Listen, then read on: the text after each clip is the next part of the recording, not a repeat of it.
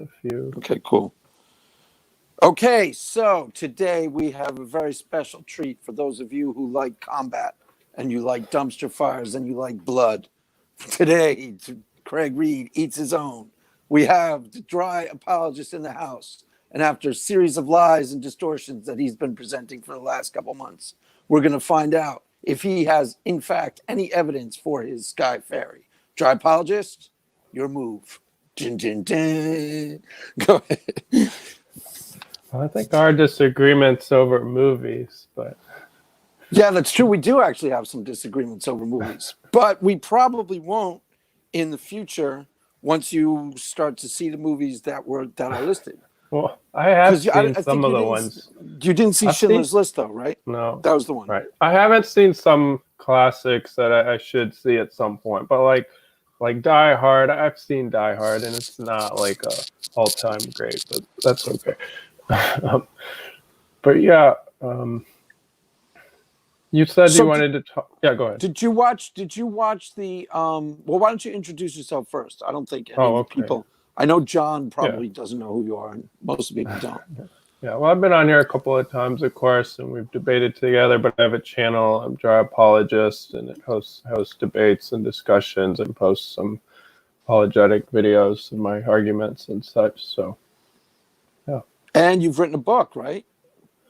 Yeah, I have written a short book, which I'm re-editing, but yeah, and it's on Amazon. So now, did you watch the dumpster fire, the Godless Girl versus T-Jump?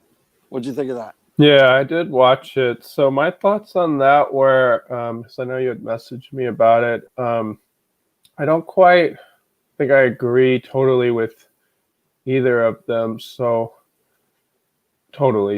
basically, it seemed like Godless Girl was starting out with this idea that T-Jump can't justify his knowledge because, like, even it sounded like at the beginning she was saying even like an appeal to the laws of logic needs some kind of justification, unless I misheard her. And I would just disagree with that. I would say, everybody needs some starting point, and like the basic laws of logic is just a foundational starting point that's self-evident.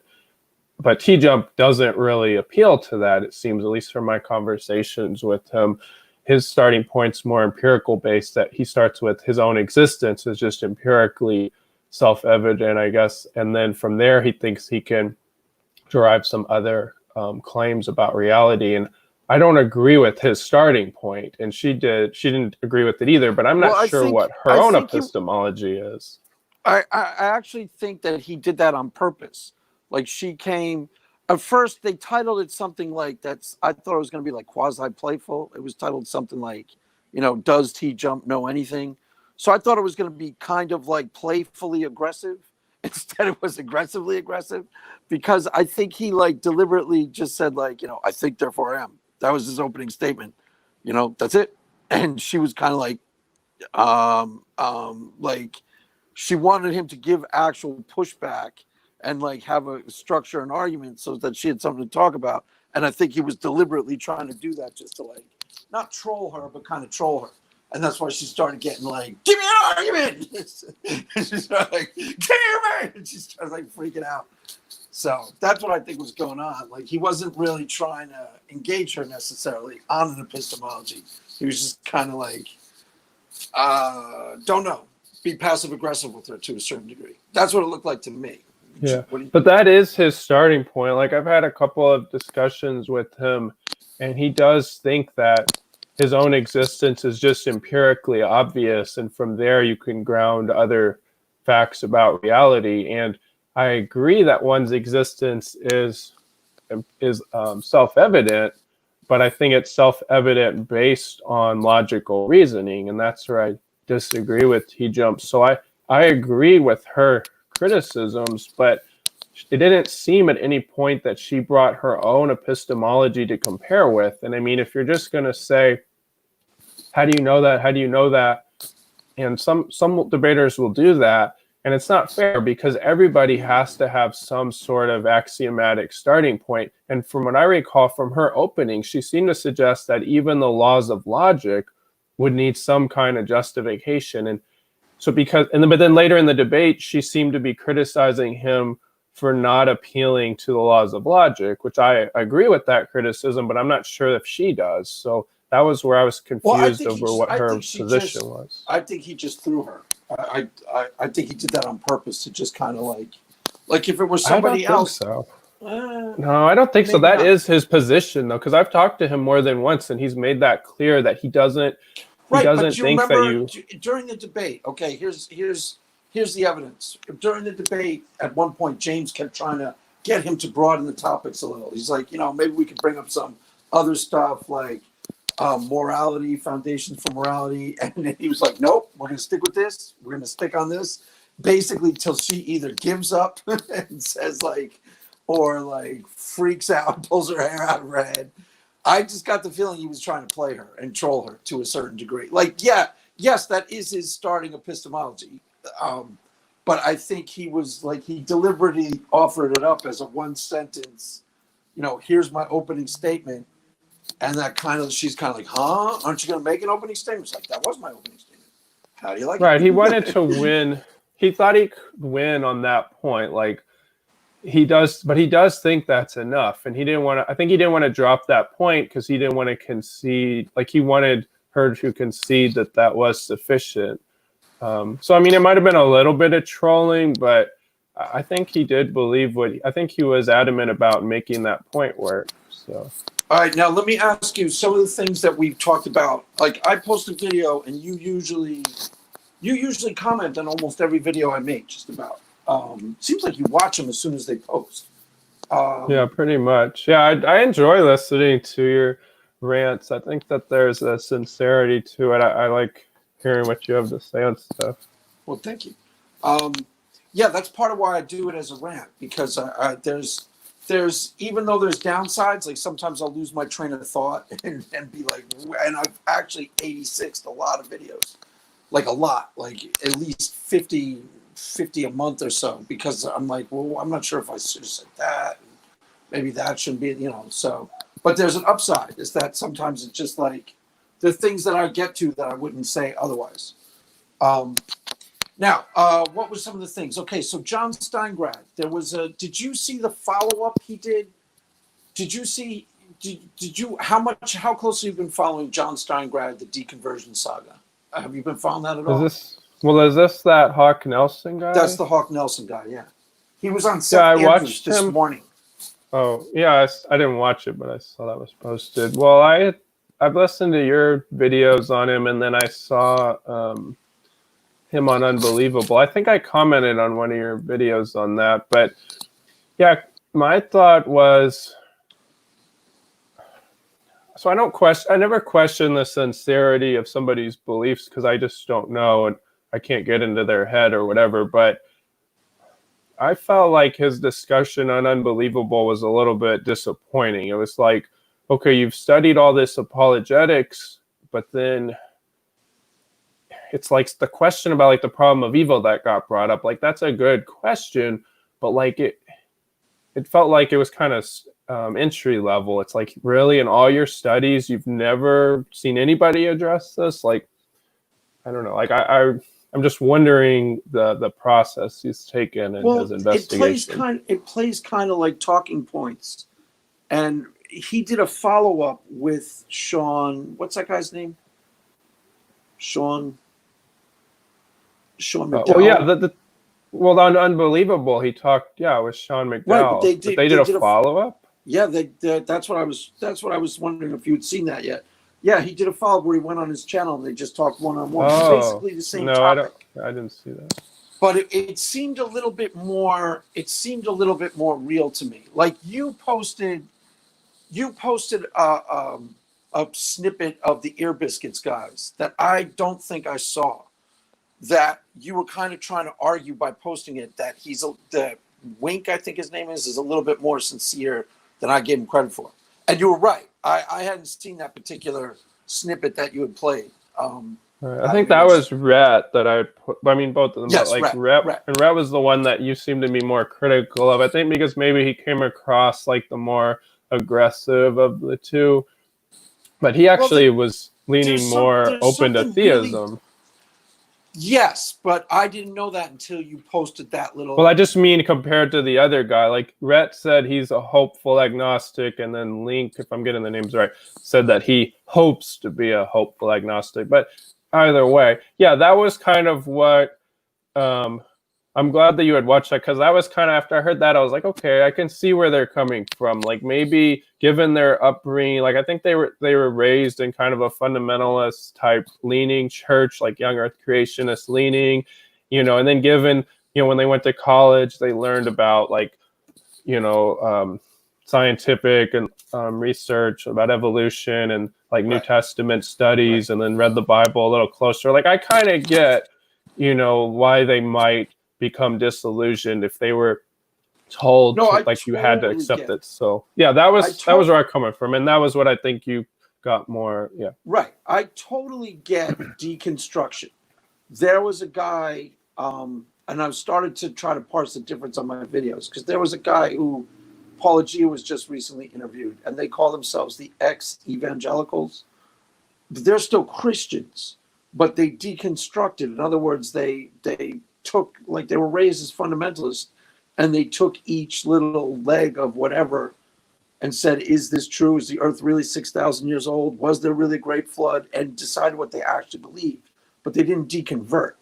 So I totally get where Rhett and Link are coming from in terms of deconstruction, but once they start presenting it as, this is why I don't believe in God, then it starts ringing false to me, because they don't necessarily have anything to do with each other. You know what I mean? Right. Yeah, you can believe in God, of course, even if you've become disillusioned with a form of Christianity. Of course, I think a lot of people, myself included, tend to think like, well, if you believe in God, then, Christianity is at least plausibly true. And then maybe somebody might think the inverse is true. Like if Christianity is less plausible, then theism's less plausible. I don't agree with that inference, but I can see where somebody thinks that way. But yeah, that oftentimes goes assumed. Like and it's not only if Christianity, or excuse me, not only it's just it's like just questioning the Bible now becomes, well, God must not exist as an inference that seems assumed, which is totally right. It's totally non sequitur. Yeah. It's totally a propaganda piece. Like that's why I start to object when, in this particular case with these three, the reason why I find it distasteful is because they have a public platform and a core audience, and those core audiences are Christians, and they owe their core audience more than just, let me now spout out the atheist talking points. And when the atheist, then if they're going to deconstruct, you still got to examine the atheist talking points and go, okay, is this relevant to God not existing? You can't just stop at the Old Testament, God said mean things in the Old Testament. You know what I'm saying? There's like, well, yeah, of course. I mean, that was what we were hoping, or originally going to debate with Skylar and Dr. Josh, but since they're willing to grant. See, that is one thing I'll say I respect about Skylar, is that he'll grant that. Like and I know you've talked about that, if the Christian will take the more moderate view of like biblical inspiration, he says, fine, let's move on. But there are some atheists who just won't grant that, or I know he's not an atheist, but some non-Christians who won't grant that. They say, no, you have to, you're not really being true if you don't grant. They play a scam game wherein they actually become the no true Scotsman. And they say, like, this is real Christianity, and you're not really a Christian unless you believe these things.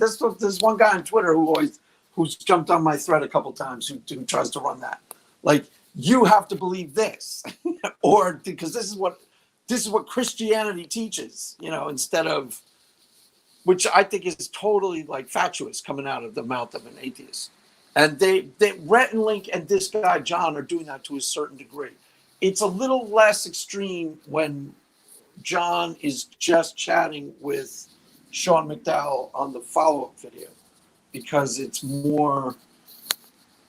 little bit more how I would expect an actual agnostic to talk. He starts talking about like Buddhism and actually checking other things out. You know what I mean? It's hard to explain what's going on. Yeah, well, I'll watch it. I didn't seen that pop up in my feed, but I just found it on YouTube, so I'll check it out and let you know. Did you watch the Laura Robinson? Did you catch any of that yesterday? Yeah, I watched that, and I watched Pine Creek's or whatever you want to call it, Okay. review. Give me a breakdown, because I haven't really checked it out yet. Yeah. So tell me what you think, and tell me his I review. think I saw you on the feed on the Caption Christianity. Did you? I'm assuming you watched part of that one, or I watched about 5 or 10 okay. minutes, and then Okay, I've been watching things on double speed now, so I can get through it, and I actually like that mode better. But anyways, yeah, I thought that whole thing, like it was framed as if it was going to be a debate, but Mike Lacona presents a presentation at the beginning, and then she didn't have to have a presentation, but I wish she had given her best counter view. Like, this is the not the best, but I know she's not an atheist. I mean, I know she's a Christian, and she was raising talking points to like be skeptical, but I think it would have been more productive had she said, well, this is the strongest skeptical reason, because it kind of came across like, to me, like she didn't have a firm reason to be skeptical. It was like, well, there's this, there's that, there's this. And I get that's probably her reasoning. She probably, because she does believe in the resurrection, it's not like she really doubts it, but she's probably just giving some reasons why a historian might be skeptical of like the minimal facts argument. I did catch some of what she said, and this is what I got, but I'm not sure if I heard her correctly, because I see there's chat on in that DM group we're in, and they all seem to be interpreting it differently. I thought she was saying, as a historian, there isn't enough evidence to prove the resurrection in historical terms and methodological naturalist terms. So she didn't say that, these are my words, but to some degree, the resurrection, you are using faith to say, yes, Jesus rose from the dead, because the historian can't be conclusive one way or the other, and it's outside of the purview of the historian. They can give you all the facts surrounding the event and the noble facts, like, here's what Paul said afterwards, and here's what was reported by the people around him, and these are the facts of where he was buried, and the tomb was rolled away, and things like that. But you can't actually draw a conclusion from the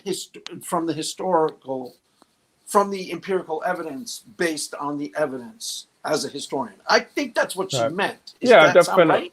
Right, and I've listened to her several times, and I don't know. Well, I think you did watch some of my discussion with Camille Greger, who's kind of like one of Pine Creek's close allies, I guess, and he was on my channel a number of months ago. And basically, I mean, I agree that I don't think that I of course believe in the resurrection, but I don't think the resurrection argument is a strong argument for the faith. And I don't have a problem if somebody wants to make it. It's plausible, but I don't like how Christian apologists have made it out like that is the argument for Christianity. It's like, if you don't accept the rationale, like that is a airtight argument. What was Michael Lacona's point? Right, but wait, let me switch. So like, I actually agree with Laura Robinson. I wish that she had made. I think that too many arguments got put on the table is my main takeaway from it. But Mike Lacona's argument, though, he's of course a champion of the minimal facts resurrection argument. He's written like several like large books on it. Like, he is one of the chief defenders. So that's kind of like his niche. But she doesn't think the argument goes through as an argument. It's kind of like if somebody's defending the Kalam argument, like, doesn't mean, like, I'm not a huge fan of the Kalam argument, but just because that doesn't mean I don't believe in God. I just don't think the Kalam is the best way to get to God. But that's how I feel about the resurrection argument. It's like, it is an argument. It is plausible. I don't think it's not the basis for my faith. But if somebody like Mike Lacona wants to argue it, and he says it's the basis or a basis for his faith, that's fine. Yeah. But it's fine for Laura Robinson or myself or somebody else to not hold that view. And that's where I push back on Christians for making it like, oh, no, this argument has to be airtight. Honestly, I think it's not the strongest foundation for somebody's faith, but that's just my view. But he of course is very adamant about defending the argument, and he was saying, well, look, his basic argument was Paul clearly believed in that Jesus was resurrected, and believed that other Christians in the early church believed they saw Jesus resurrected, and they believed in a physical resurrection. So put it all together, he was saying, like, you know, mass hallucinations and bereavement doesn't really. So like by bereavement, I just mean like, you know, like Pine Creek, and people talk about like some people have lost spouses, sometimes claim to have seen their spouse post-mortem, and he was saying, well, that wouldn't apply to Paul, even if it applied to the other disciples. So basically these hallucination scenarios don't really work. And it seems like Lacona and people have moved away from defending the empty tomb because it's not really essential, and that's been questioned by some scholars. So it really comes down to the hallucination hypothesis, or some form of the hallucination. And Lacona's made a point to argue, well, mass hallucinations and such are really unlikely. So really the resurrection hypothesis is the most plausible candidate. And honestly, I think that is a plausible argument. I don't think it's airtight. Like, I think somebody can be reasonable and not but think that argument's airtight. Am I saying what she said correctly, or am I misrepresenting what she was presenting? Because it wasn't really clear to me if that's what she was saying. It wasn't entirely. But no, I think you got it. She obviously believes in the resurrection, but she's saying there are reasons though to be skeptical. It's kind of like there's a reasonable doubt if you're just looking at the evidence for the resurrection. She was saying, like, not all the apostles agreed with each other. We don't really know exactly what all their views were. We only have Paul, so maybe not all of them believed in a physical resurrection, or their view on the resurrection may have been different. Or like there's these other, maybe the visions they were saying were just like spiritual visions. Maybe they didn't really think Jesus appeared to them physically. Like she was saying there are these other avenues to wonder if Mike Lacona's case was like deductively or strongly inductive, as he was claiming. What was Pine Creek's, how did he parse it? You watched that? Oh, well, Pine Creek is all over it, of course. Like he claims that before the debate, he thought Lacona would destroy Laura Robinson, or he said something. I don't know if he was joking. And of course, he's a fan of what's, you know, her perspective as for points of undermining Christianity, of course, but or at least using that as a counter apologetic, I should say. But he thought that okay, so there was one point in the debate, especially that Pine Creek just loved, or discussion, or whatever you want to call it, because I saw people in the chat were saying it too. Mike Lacona said, he said something, and I'm only loosely quoting, but he was like, well, I agree with you, Laura, that history can't prove that Jesus was raised in the sense that we believe. And then Pine Creek was like, oh, that's a great quote. But then Mike Lacona a second later says something like, but history can still prove that Jesus was raised. And Pine Creek was like, well, that just seems like a clear contradiction. And I think what Lacona was saying was that history can't prove that God physically resurrected Jesus, but history can still prove that Jesus was resurrected. So it was, I think that's what he meant, and that was like a subtle difference. And of course, Lacona doesn't think there's another plausible option. So it was kind of like a subtle point, but Pine Creek loved that point. And there were a few other points, but that was one thing I remember. Did you watch, there's a debate with Mike Lacona versus Matt Dillahunty. Have you seen that? No, I don't think so. I watched Lacona debate, at least Dale Martin, a while back, but no, I don't think I saw the Matt Dillahunty one. Oh, there's one other thing I wanted to say, though, because I see that someone in the chat, Salem, was talking about, this I agree with what Salem's saying. So several times during this discussion, Mike Lacona, at least it was twice, if not three times, Mike Lacona said, well, he told Laura, I'm approaching this as a historian and you're approaching it as a theologian. Right. And I thought that was fairly condescending. Like if she had said that to him, I would think that was condescending. And like she is a historian, or training to be at a secular university. Like she's not approaching it as a theologian. Now, if he wants to say she's gathering, like only thing that's important to her is the theological justification, like she's using, that's the only thing that matters to her personally, like in terms of her faith and the rationality of her faith, Okay. then fine. But that doesn't mean as a scholar, she's working as a theologian, because she's clearly not. She's just reaching different historical conclusions than he is. If he wants to say, I disagree with your methodology, then fine. But I thought it was a little bit came across as condescending. So I don't think he's rude, but it was a little condescending. Sorry, what was that? All right, let me read Salem's rant because I like it. I think Laura Robinson did fantastic. I thought she defiantly won the exchange with Mike. Mike Licona did a lot of posturing in the debate, like kept trying to call Laura a historian. I hated that. Not a historian, but a theologian. That's what you were just saying. It was annoying because all it was his posturing that made me lose a lot of respect for him. That's my mini rant. She doesn't think you can get to the resurrection through historical analysis. It's got to be a leap of faith, correct? I don't see. I don't to her maybe, but I don't think so, because this is the distinction I want to make, so in case people are listening to me understand my position.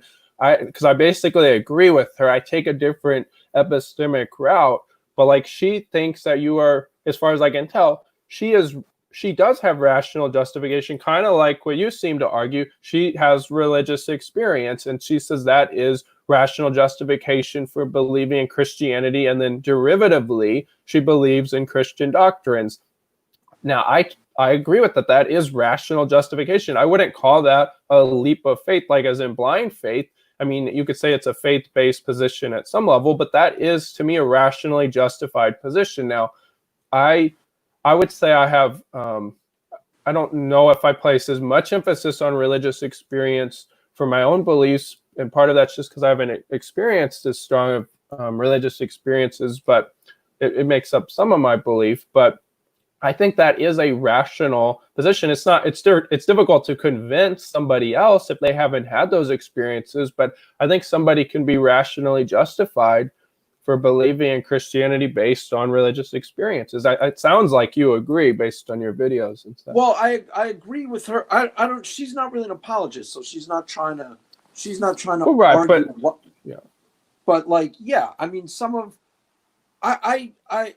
it gets complicated. I'm not exactly sure what Mike Licona was trying to argue, and then it wasn't entirely clear to me what her counter argument. But I didn't watch the whole video too, so I will refrain from commenting until I watch the whole thing, because all I saw was his opening statement and then her opening statement. Right. Well, I'm in it. Like, I mean, it's very clear what the argument was. I mean, Mike Licona looks at the minimal facts argument or some version of, there's lots of different ones, but version of the minimal facts argument, like that is his bread and butter. Like he says, like, this is whether one wants to accept, whether one bases their faith on that or not, he says it is an objectively good argument. So she's saying it's not. So I mean, that was the disagreement. They're both Christians, but they disagree on the strength of that minimal facts argument. Right. So that's the whole debate. She should have been a little bit better prepared for, even though it wasn't technically supposed to be billed as a debate, she should have been a little bit more. Well, there was, though. That's the thing. It was Mike Licona versus Laura Robinson. Like, I was expecting more of a debate. It was more of a discussion, which is fine. Like, I like those better usually, but I think she would have done better had she said, this is the strongest skeptical case that somebody could make. But maybe she didn't want to do that because she didn't want to act like that was the better view. I mean, she may not have wanted to feed too much to the atheist crowd. So I don't know. I'm not blaming her. I just thought I think people on the live feed were a little confused over like what her main objection was, but I don't know that she has one. It's more like there's more of like a collection of avenues one could develop to counter his argument, but she doesn't favor one because she does believe in the resurrection. So like, I get that. Now, what about Pine Creek Doug? Was he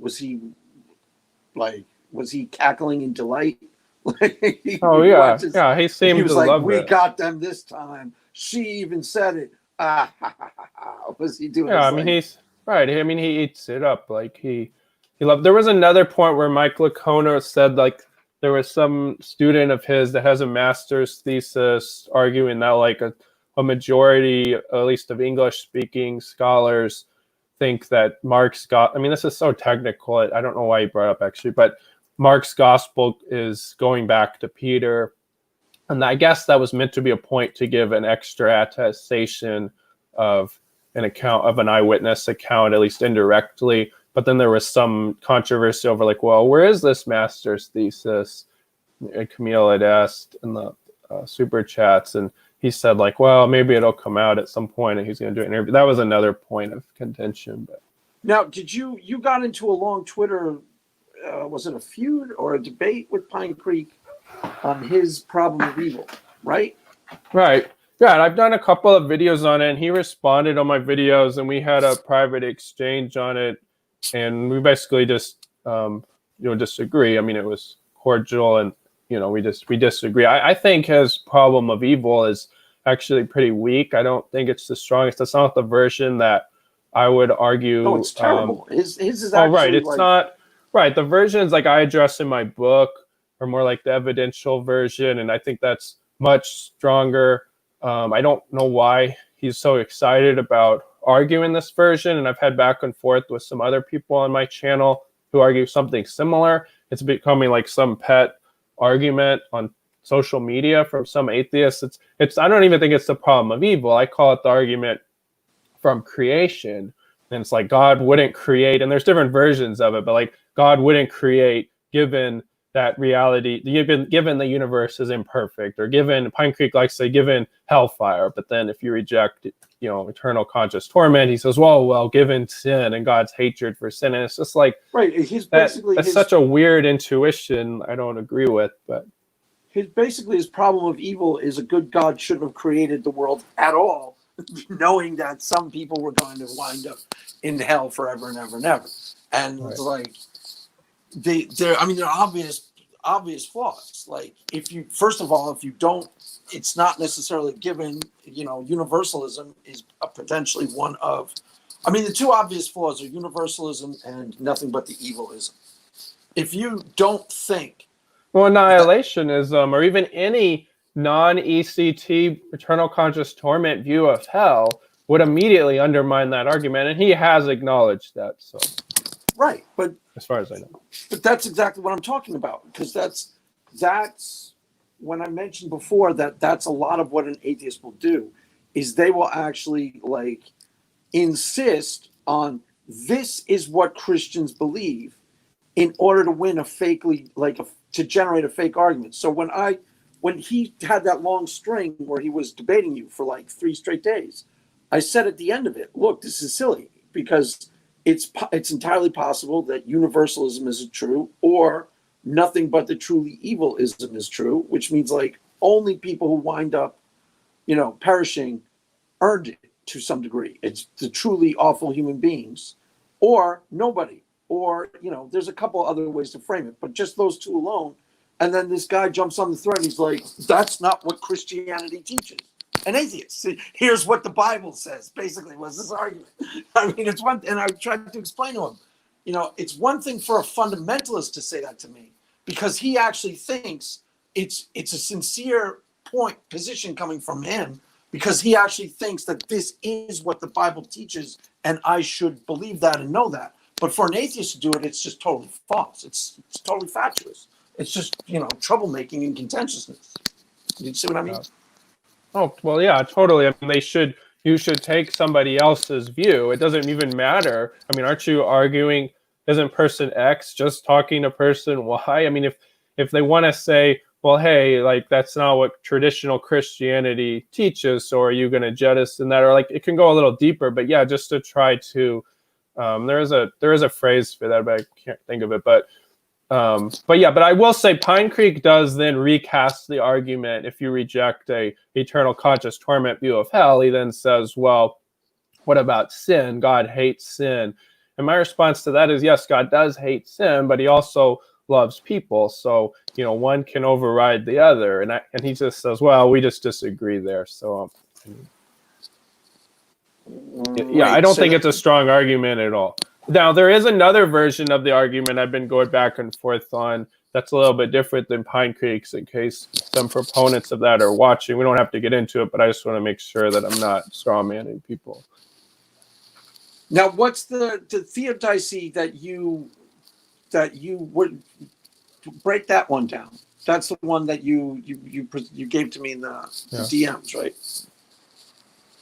Well, yeah, I mean, I have this perfect wealth theodicy, which we've discussed before, and I've have a couple of debates and videos about, and it takes a lot of breaking down.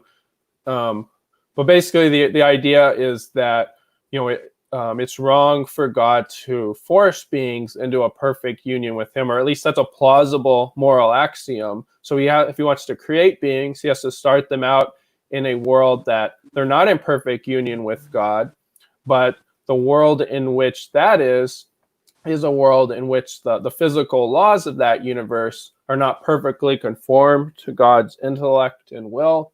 Because if people were in a universe where the physical laws are perfectly conformed to God's intellect and will, then that would be a perfect universe. And a perfect universe is a universe where everybody's in perfect union with God. So if God wants to create beings, He's got to start them out in this universe that's less than perfect, but a less than perfect universe can lead to suffering. So that's essentially the argument. Now, there's a whole bunch of objections that people can raise, and I've had long discussions on my channel, but that's the argument, and that's what most of my book Have is you about. brought that into an actual debate? Yeah. Well, I mean, when I was on Skylar's channel that first time, and that I'd really thought of that argument just very recently, right before going on his channel.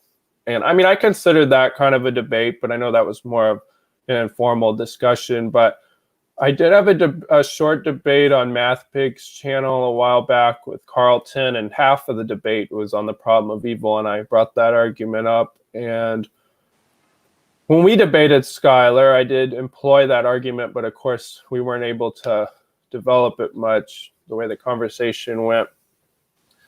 I haven't had any other debates, but I did have Counter Apologist on my channel a couple of weeks ago, and I had Deconverted Man on about a month ago or so, and those weren't debates, but we did, break it down. So it was definitely a good discussion. That was debate-like. So how did that one go? Tell me about that. Well, those discussions were really good. Yeah, I mean, we disagreed, but I think that the arguments, to my mind, holds up well. I mean, any argument, it's going to come down to intuitions, and somebody may disagree because they have different intuitions or they have different background considerations, but that doesn't mean the argument doesn't work. I think that the argument holds up well.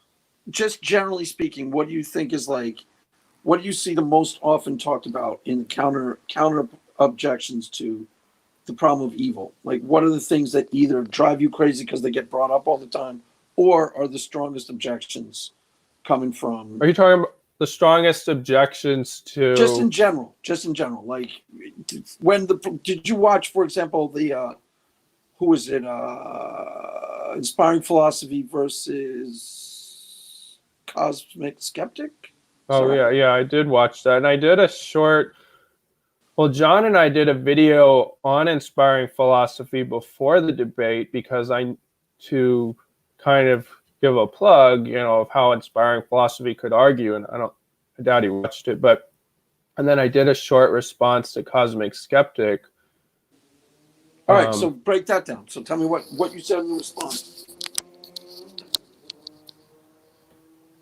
Yeah, so, I was just focusing on the main thing that one of the main points that Cosmic Skeptic brought up in that debate was focusing on animal suffering. And he was saying, pretty much no theodicies respond to animal suffering, which, of course, while that's partly true. I mean, there are a lot of books on the problem of evil that don't address animal suffering, but there's a lot that do, or at least a handful that do as well, including my book. But basically, I was saying that my theodicy can address the problem of animal suffering. Now, Inspiring Philosophy's view can as well, and he's defending, or was defending, more of a soul-building view. But I do think the soul-building view does have more difficulty responding to animal suffering. So that was what that video was about. One of the things that I pointed out that I think you understood, or at least agree with, is that the only real legitimate question in the problem of evil argument is, why is there natural evil? Because human evil is people say free will is a really like simplistic answer, but it is actually the answer. You know what I mean? It's like in order for God to stamp out human evil, he would have to override, like sovereignly dominate people's desires, which would be like, be a cosmic tyrant, as opposed to be rumored to be a cosmic tyrant by like someone like Tracy Harris. You know what I'm saying? In order for him to stamp out human evil, he would have to stop people literally from doing what they want to do. But natural evil, why does a tidal wave? That seems to me the only legitimate one where people can actually wonder. I don't know if you even agree with what I just said, though. So what do you think? Well, I think that free will does definitely help in responding to moral evil. I still think there are difficulties. I don't think that free will totally accounts for moral evil, because you could still ask, why didn't God intervene and such? But yeah, I mean, free will, though, is a plausible response for sure. I do think natural evil is the bigger difficulty. And of course, animal suffering is more part of natural evil, I would say. Right. And the part where I liked your theodicy is that it was kind of, what's understood by at least the one I heard on Scholars is there are a couple of things that you account for that everybody else seems to not see. Like, for example, when in the Our Father, you're supposed to pray, thy will be done on earth as it is in heaven, implying that God's will is not being done here on earth, implying people are doing basically what they want to do.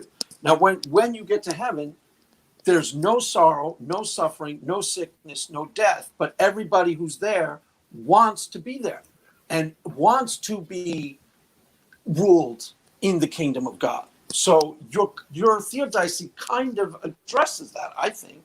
Do you see what I mean? Right. Well, yeah, I think it addresses all of the concerns. It just comes down to how plausible you find the axioms of the argument. And part of that's probably going to also come down to how plausible you think theism is to begin with. But yeah, I think it works. I mean, that's why I keep defending it. Right, but just in specifically what I just said, that like I don't hear. I mean, right? No, yeah, natural evil doesn't really get addressed. I mean, oftentimes the discussions about moral evil, which free will is and soul building as well, are plausible responses for moral evil. I don't know, even if they have some drawbacks, they're still plausible responses. But when it comes to natural evil, I think that they're less plausible, and I think it's underdeveloped. I encourage Christians to at least consider my theodicy. I'm not saying it is the reason why God allows suffering, but it should be thought about. And I keep trying to perfect it to make it make more sense and how I communicate about it and such. But yeah, I mean, I think that it's sorely under addressed. Well, yeah, because it's actually the most challenging part, I think. But right, yeah, I think it's the only natural evil specifically, I think, is the only strong argument against the existence of God. So yeah, I mean, it definitely needs to be addressed. And it's unfortunate that it's not addressed more. Now, with that being said, if somebody doesn't have a strong response, that doesn't mean that atheism's true, because, there could be reasons we don't know. But, as much as possible, I don't want to appeal to mystery. So it is very important, as much as we can, to give a plausible response. Right. So, yeah, I mean, I was trying to think of, because it's even mentioned in Romans 8, lines up with your... Right. Romans 8:20, I think fits very well with the theodicy. Well, and there's more than just Romans 8:20. There's a couple of indications here and there that all of nature and all of the natural laws are going to be reconciled to God at some point, and creation itself will be glorified and reconciled. So and that's basically Romans 8:20. I mean, so and basically one way of looking at Christian theology is you're put on this temporary testing ground, and then you make the right choices. Or not, depending if you're a universalist, make the right choices or not, and you wind up in a perfect world forever and ever and ever. but there's some sort of in-between space where, you know, where there, what Christianity is basically saying is that one day most of us will enter, or a big chunk of us will enter a world where there is no suffering, there is no sickness, there is no death, and we'll live there forever, and everything will be totally reconciled to the will of the Father. So, Right. in a way, the argument is like, some of the questions are, why put people on a temporary testing ground? You know, why not just, I think that was the first thing that got asked of you. Why not just start people out? Because there's only a couple of questions that are actually real. Why is there natural evil, and why not start people out in heaven? If that's the ultimate goal, why not just do away with the veil of tears in between, right? I mean, that was the question that was asked. Yeah, I mean, those are two points. And I guess another one would be, why doesn't, if God intervenes in the world, why doesn't he do it more often? But that would be another facet to the problem. But yeah. Right. Well, I mean, so I was trying to think of like, what are the objections that are actually meaningful? Because a lot of them are just not real. Some of them are actually potentially real and challenging problems, like natural evil. Why doesn't God intervene more often? Who's to say that he doesn't? We have no idea. There could easily have been this could easily be a much worse world than it actually is, and who knows how much evil God has actually stopped from occurring. You know what I mean? Yeah, but even if God intervenes a lot, he still doesn't intervene more than he could. I think it is a serious question. Now, again, I don't think that's a defeater, but... Well, okay, so how do you answer that serious question? Yeah.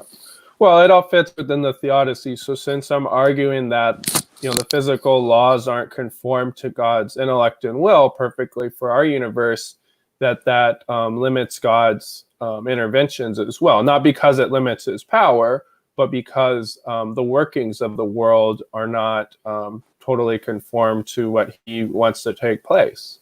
So the laws would have to be the laws would have to be perfectly conformed to him in order for him to do whatever he wants within the universe.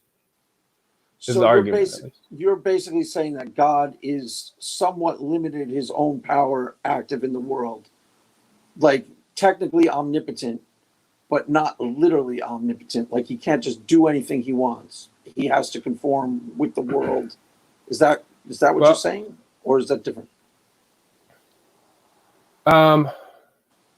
So he is omnipotent. He can physically do whatever, but because he has these moral requirements that he's working with, it's kind of like what we were talking with Skylar. It's like God can lie, in that he physically could utter a falsehood. Like he could say sky is green, but he wouldn't be able to do that in an immoral sense because he's a morally perfect being. So if it's immoral for him to perfect our universe, then he wouldn't be able to act against his moral nature.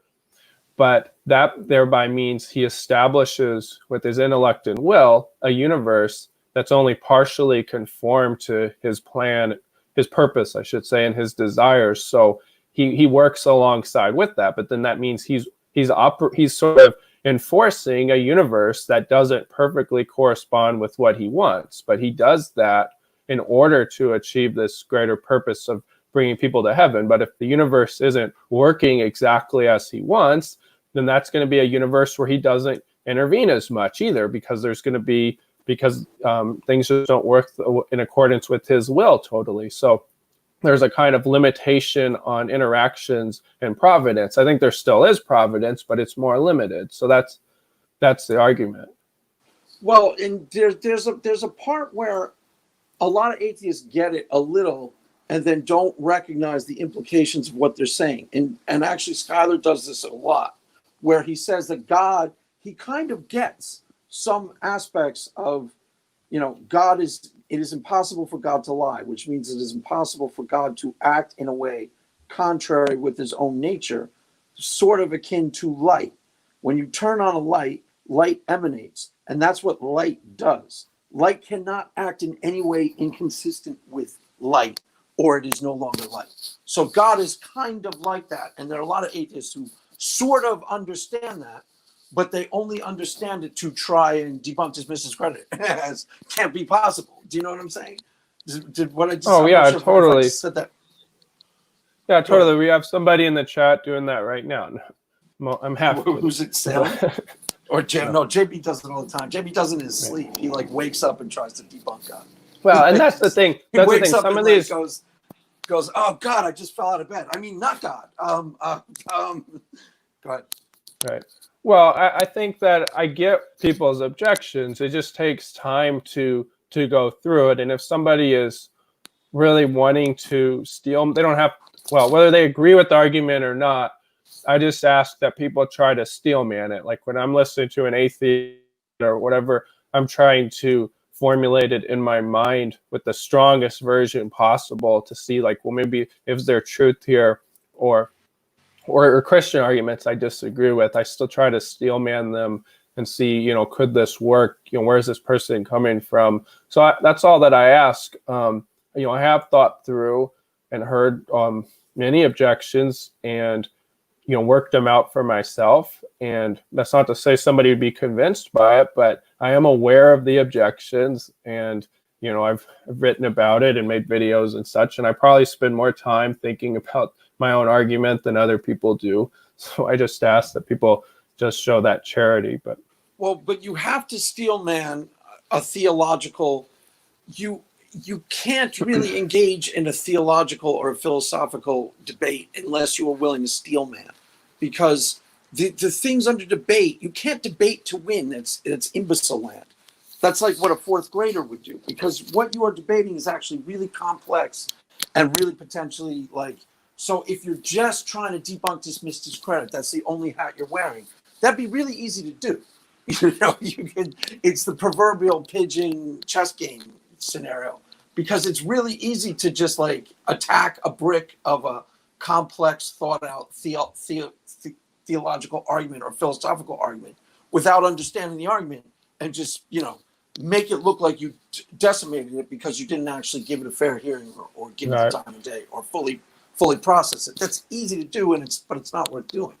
Right. And it's like, if they want to convince me, like I change my mind on arguments all the time. Like I've been arguing this stuff long before I started doing YouTube, and I've changed my mind on many arguments many times, but it's come from when somebody showed me some respect and showed me, why this doesn't convince them. And I say, okay, I see your point now. But if somebody's whole point is just to smother me with their objections and just to dismiss what I'm saying, it's not going to change my mind. I'm willing to change my mind on arguments, but yeah, if somebody is not showing the effort to steel man the argument, that's not going to change my mind. So. Well, it's also, there's no point in debating it. If it's a theological conversation or something like that, there's no point in engaging with somebody who isn't willing to try to fully process the argument. Right. It's a total, complete waste of time.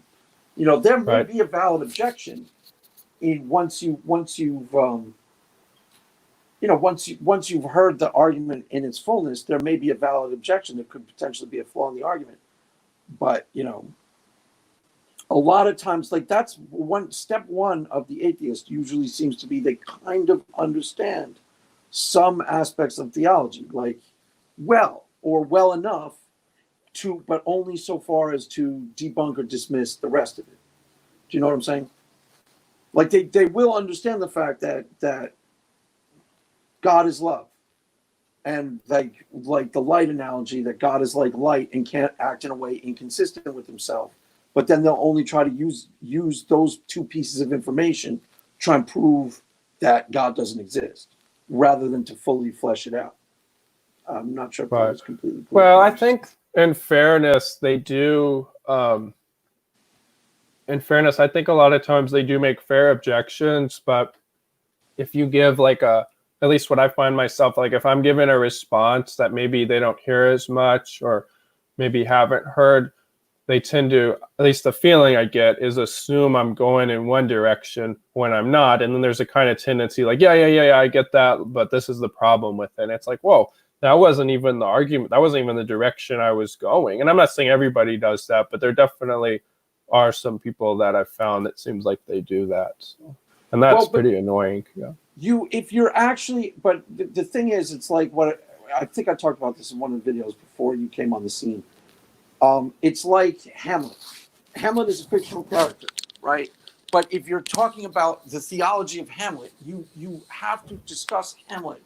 If you're analyzing the character of Hamlet, you have to discuss him as if he exists. We all understand that it's a fictional character. You have to do the same thing if you're going to have a theological conversation as an atheist. You can analyze theology, but you have to do it for the purposes of the conversation as if God actually exists. Then you can, finish the conversation and see if that theology makes sense as if God actually exists. Then step back outside and go, okay, I'm still an atheist because I don't have any evidence for God. But in order to see if the theology is actually sound and makes sense, you have to talk about it as if God is real, just like you have to analyze Hamlet as if he's a real character. Do you see what I mean? Right. And they most totally. Of them don't, it's just most of them don't do that. That's right. Now I do think that they probably think that they're doing that, and from our perspective, we feel they're not. And in fairness, they probably feel like oftentimes Christians strawman them or aren't stepping into their worldview. But I mean, I can say that I do steelman their arguments because I go over them a lot and try to make them as strong as I can to test my own beliefs. Now, anyways, I'll let you. Yeah, no, I got about 5 minutes left, just so you know. Oh, you're done? Oh, just about 5 minutes up, but I want to talk again soon. I'm just running a little bit tighter on time today. I want to do some variation on this fairly frequently because this is pretty easy to do, and we can do I have with this Zoom? Do you know if I can post videos and we can analyze them? Because it'd be fun to do. Yeah, you can. You can do. Do you see the share screen? Like I can do share screen as well and bring over something pretty easily. You just have to make sure you click share audio. Otherwise, Salem has a good question. What books would you guys suggest on the problem of evil beside Caleb's? Oh, that's a good question. Yeah. Well, I'll go on that. So my book is being re-edited. So I think Salem may have read it. But I am making it better, so just so that's out there. So he said none. Read his book over again. That was his answer. Yeah, I swear to God, that was your answer. Read my book over again once I read it. It is kind of the case, but also Salem, there is a somewhat long bibliography where I do list the books, or at least most of them that I've looked at. And the two that I recommend, though, would be Trent Doherty's book on animal pain. I think it's called The Problem of Animal Pain. I don't totally agree with it, but I think it's one of the best, but it's really expensive. And then there's a book called 5 Views on the Problem of Evil, and it has several different people. That's probably the best book to get. It's pretty cheap, and it gives several different theodicies, and they critique each other. That would be the best book to start with. I don't totally agree with any of them, but that's where it's interesting. You can see, okay, well, where you agree, where do you disagree? That would really be the book I recommend, and it's a lot cheaper than at least Trent Doherty's book. And if you're looking for just an exploration of evil, I've mentioned it on the channel, Survival in Auschwitz by Primo Levi and Man's Search for Meaning, both of which are two written by people who were placed in concentration camps. Man's Search for Meaning is by Viktor Frankl. Yeah, I have that book. I haven't read it, but yeah. And The Problem of Pain by C.S. Lewis. By C.S. Lewis. That book's decent. I mean, I do think it has some good points. It's a little bit unfocused, I think, and it wouldn't be my go-to book, but he does make some valid points that are helpful. Now, what about debates? Were there any good debates on this topic recently? Unbelievable has usually really good debates every week, but I can't think of a good one on this particular subject. Well, we had talked about how Thomas Ord, who is probably my biggest influence in writing about the problem of evil, although I don't totally agree with him, but he did debated that guy, I don't remember his name, but on who had the better theodicy. And that was kind of the first thing we had talked about. That was probably 4 months ago. That was a pretty good discussion. Which one was that? I'm not sure. Well, Thomas Ord. If you just look up "Unbelievable" Thomas Ord, you'll find it. I know you watched it because we talked about it. Yeah. No, yeah, where one of the guys is a open theist, right? Or kind of Right, an open Thomas theist. Ord's an open theist. Yeah. Yes, that was a very good discussion. Actually, Salem. I recommend that. Unbelievable. Yeah. That's a really good discussion on the problem of evil. That's one of my Yeah, favorite that's ones. probably the best. Well, one of the best. But that was between two theists. But usually the problem doesn't get hashed out like specifically. Usually it's like an argument amongst other arguments in a debate. Well, because a lot of anti-theists use the everything but the kitchen sink approach to debating a Christian, especially at the YouTube level. You know, you can't quite get away with it at the lecture hall level, but on the YouTube level, it's like, you know, God doesn't exist because there's a problem of evil, because the Old Testament has all these awful scriptures, because the Old Testament endorsed slavery, and they tie them all into a little package, and they just kind of bring up whichever, you know, higgledy-piggledy, whichever one they feel like saying at the moment. So there's not really, you know, I don't think there's any really good standalone debates with just the problem of evil. Well, I know Skylar had debated RC Apologist somewhat recently on Modern Day Debate, but RC is a Calvinist, and I disagree with his approach. Now, John Buck mentioned Randall Rouser's debate with Ben Watkins on my channel. That was a Devil's Advocate debate. Yeah, that was a good debate, but that reminds me, I had a debate with Ben Watkins on the problem of evil about 4 months ago that John moderated. That was a great discussion on Converse Contenders channel. I would definitely recommend that.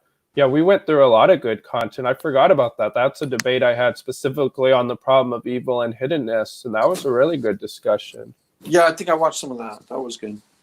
Yeah, that would be what I would recommend. But again, I'm just plugging myself. You gotta plug yourself, man. I would recommend my videos on the subject, Salem. I have a couple of videos on the problem of evil. If I do say so myself, they're first rate.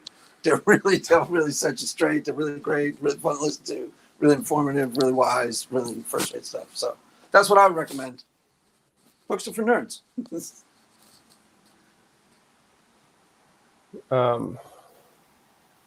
Yeah, so I what's didn't have the any deal? other thoughts on that.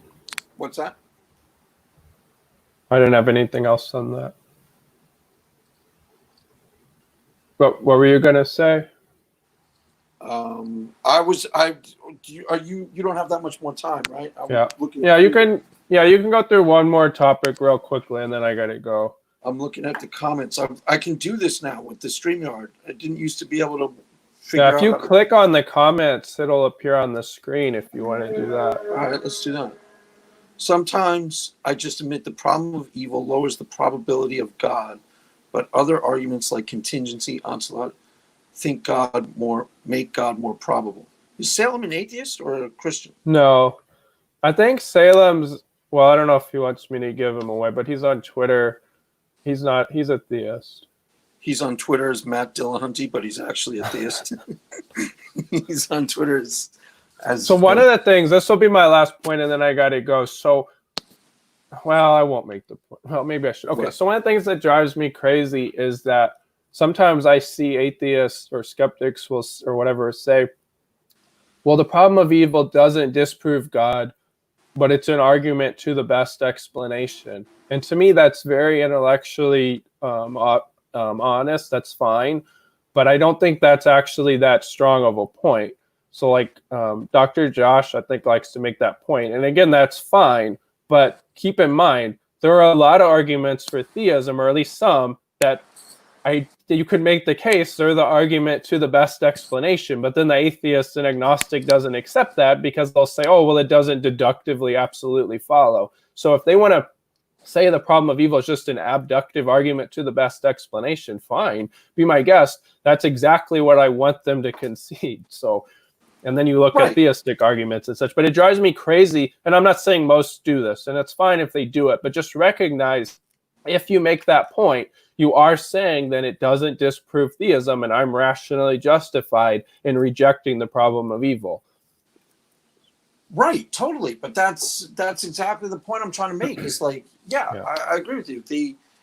they present it as it's evidence against, it's a game-changing evidence against the existence of God, and it's not even close. Right. Because And not all of them do that, but yeah, some of them do. Yeah. well, I mean, yeah, obviously not all of them. You know, JB and whoever hangs out with JB does it. Whatever negative thing we think an atheist does, JB does it, and everybody else is fine. No, obviously not all of them, but that's the problem, is that most of as an argument against the existence of God, it totally doesn't work at all, because it does not prove it as an intuition that someone might have. It seems to be one of the most important ones, including with John Steingrad, where he goes to like Africa and sees the suffering of like, he has this little tale where he goes to Africa and sees these suffering people up close. And the most natural inclination seems to be of people in those situations. Where's God in all this? And how could there be a good God if I can see this? So it's as an intuition about the non-existence of God or the hiddenness of God, it's strong. But as an actual logical argument against the existence of God, it's almost terrible. Well, It's I borderline. don't think I would say it's terrible. I think it is a plausible argument, but I think we should just recognize that it doesn't deductively follow, especially if somebody can give a reasonable counter to it. Now, they can still say that gives them strong reason to be skeptical or whatever if they want to go that route. But then it's inconsistent if I give an argument for theism or Christianity and they say, well, I'm not totally convinced by that, so that's a terrible argument. And it's like, well, whoa, I think you kind of do that with your problem of evil argument. Now, I personally think that, at least one argument for theism is stronger than the problem of evil for atheism. So I would say theism has the leg up there in terms of just objective evidence, but that's how I size it up. But I just wish that sometimes I feel like that doesn't always get fairly recognized, that, different people size it up differently and so on. What's the one, do you think, did you just say that's what you think, that there is a stronger argument, and do you have a strongest argument, you think, for atheism? Well, for theism, or no, for atheism? What? Or you can do either. No, the evidential problem of evil is the strongest argument for atheism, but I don't think it's conclusive. And I just think that, as you were just saying, if atheists present it like it's conclusive, it's weak. And I can present a rebuttal to it. It's not conclusive, at least to me. But if they want to say, well, it's conclusive to them because they find it reasonable, that's fine. But then don't turn around and say, because you came up with a rebuttal to my argument for God, that thereby I'm irrational for accepting that argument, when then you go and accept atheist arguments that don't deductively follow. That's just my criticism there. Right. The only reason why, the only part of it that I think is intuitively strong is what I said, is that it seems to be a huge factor in a lot of people going, where is God in this situation? Therefore, God doesn't exist. In their heart, not logically, just to a lot of people, it seems to be an emotionally compelling reason for deconversion. Strong. Well, I don't think that's intellectually illegitimate. Like, they could say, look, this is strong evidence, and I can agree with them, but I think they should also look at other lines of evidence and also consider that it may not be conclusive evidence, but it is something to consider. So I don't want to write it off as a weak argument, but it's not a conclusive argument.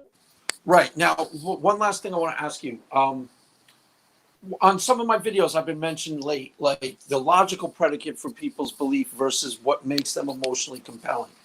What do you think about that? Like, what do you see what I'm getting at with that? Like, there's facts, and then there's why are the people looking at these facts versus those facts? Like, why does a flat earther, not see? Oh, right.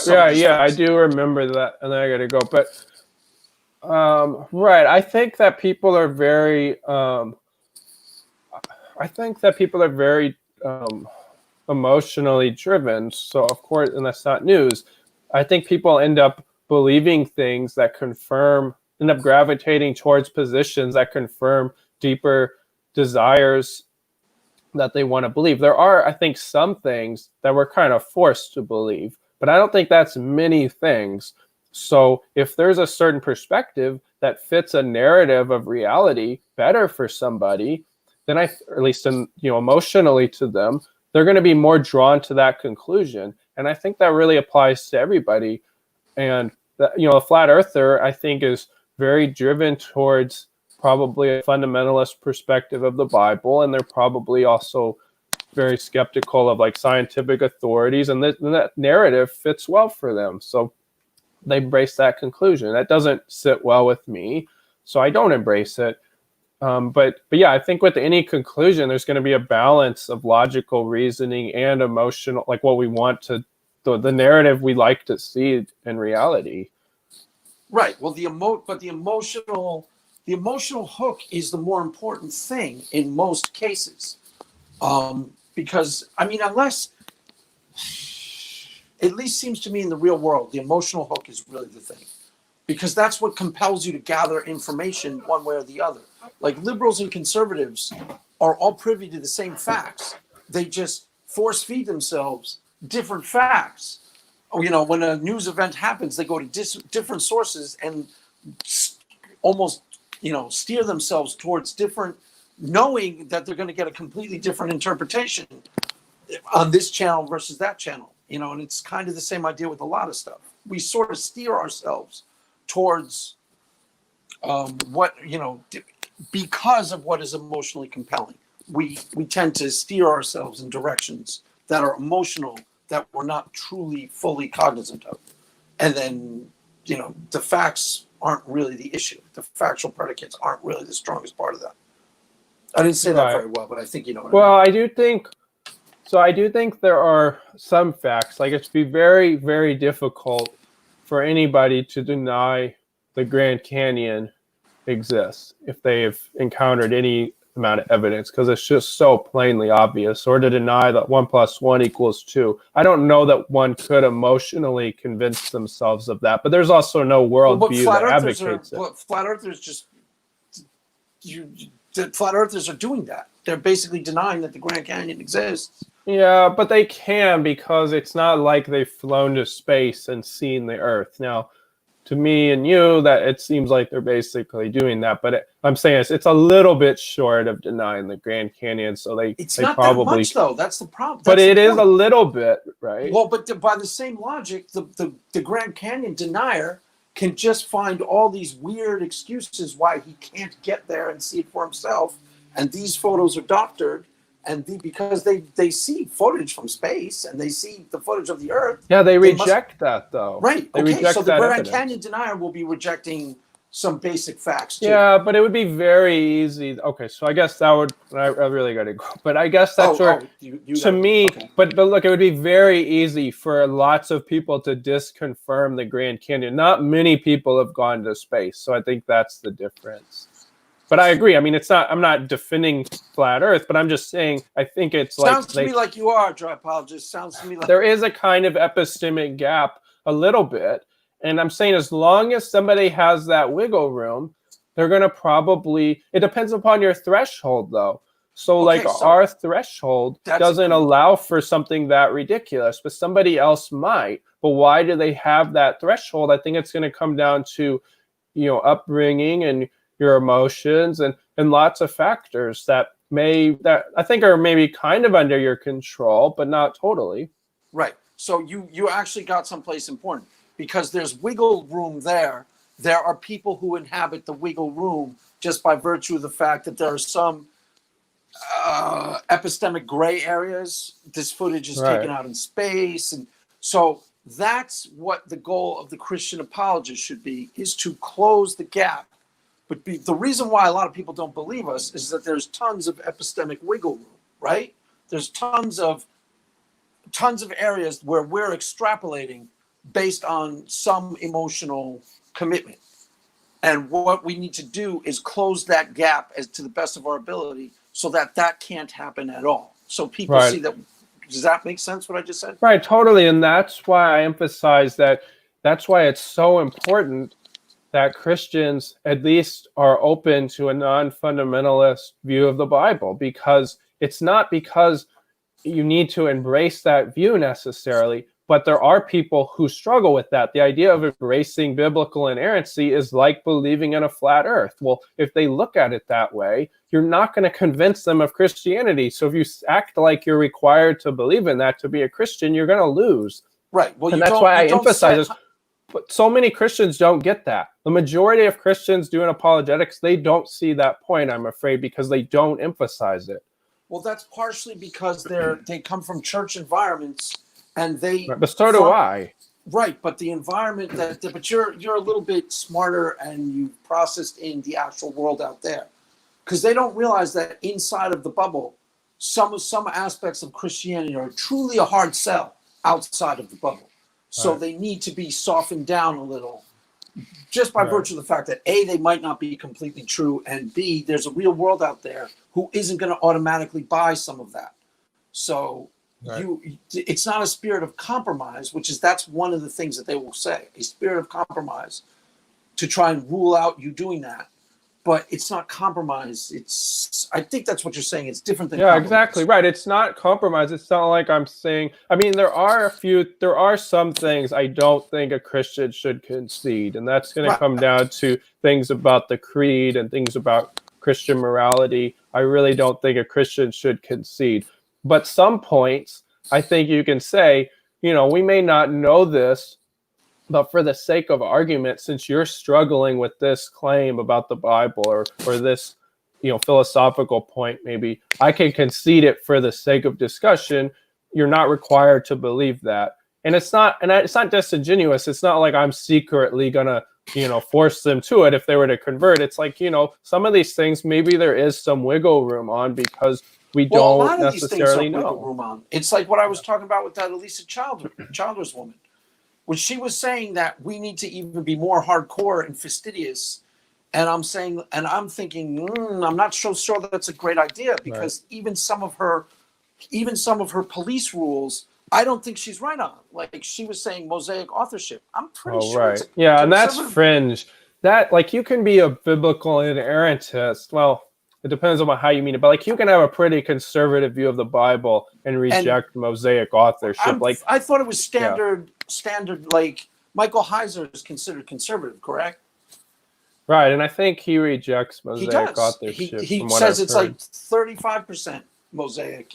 He's got this whole. I listened to his whole thing. I think, and that may be pretty unlikely too, but still, it's better than full. And I don't know what her exact. She may even agree with that type of view as being acceptable. I think. No, but so I do have to go, but I definitely want to do a stream soon where we break down that, because that's a conversation that Christians are not having. Like they're just like, oh well, yeah, we don't want to be a progressive, and I'm all for that, but that doesn't mean you then hold to irrational, indefensible views. Right? No, we're not defending wussy Christians. We're not in favor of wussy Christians at all. No namby-pamby, like middle of the road, no toes Christianity. But a lot of them would think we are, though, just because of the very fact that we're talking like this. But that's what I just can't stand. Well, okay, so the next time we do this, we can make it that part of the stream if you want, and you can even do a little presentation at the beginning. So we'll do this again. If maybe next week, if not next week, the week after.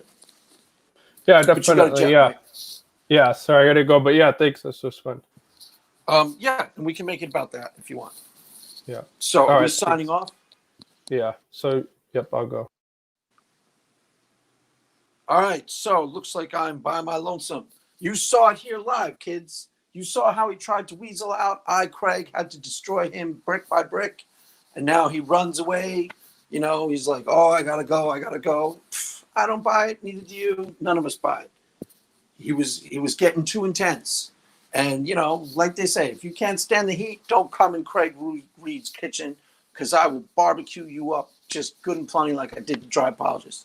A lot of you see how I handled him, how I broke down, how I confronted his lies, his distortions, his half-truths, his disseminations. You said that was too intense, Craig. Well, the kid asked for it. came in the Craig Reed chamber of death, and he thinks, I'm going to live to tell the tale. Well, no, he's not. You saw him run. I saw him run. Oh, I got to go do this, that, and the other thing. I don't believe him. Neither do you. So that's all for today, kids. That's all. Dry apologist, ran away.